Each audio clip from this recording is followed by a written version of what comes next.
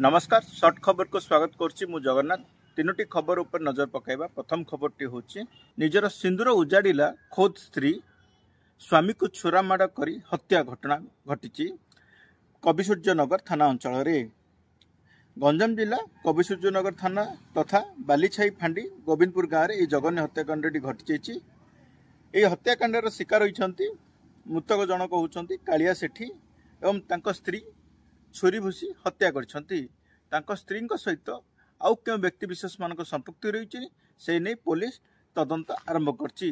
परिवार लोकों अभियोग अनुसार विगत 15 वर्ष है विवाह करथिले। परवर्ती समय उभय स्वामी स्त्री मध्य विभिन्न कथबार्ता को लेकर पाटितुंड बा घरे अशांति वातावरण लगी रहा। से समय स्त्री जनक उत्त्यक्त अवस्था स्वामी सहित पाटितुंड करथिले।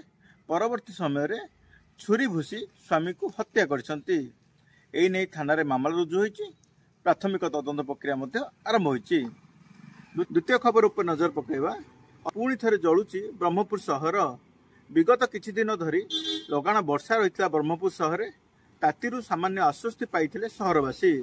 मात्र गतकाली ठारू असह्य गुळुगुळी एवं खरार तापमात्रा वृद्धि जोगु पुणी थरे ब्रह्मपुर सहर गरम प्रभाव अधिका देखा मिलूँ, जहाँफल सकाळ अपेक्षा दिन में अधिक मात्रा गरम शिकार होती सहरवासी।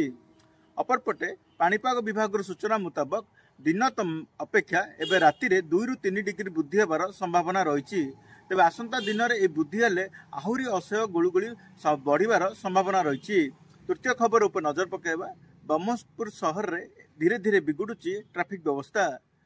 खरा को नजर रखी सहर विभिन्न प्रमुख छक मानक अस्थायी सेट निर्माण करा सत, मात्र सठिक भाव में परिचालन अभाव अनेक किछि स्थान में ट्राफिक समस्या बा ट्राफिक जाम भली घटना देखा मिलूँ। साधारणतः सकाळ 10टा समय आरंभ हो संध्या 5टा 6टा समय पर्यंत सहर भितर एभली भाव जाम रोचे लोके यातायात होबार असुविधा रोची। सेहीपरि सहर ट्राफिक छक मानक लगी सीसीटीवी काम करूना।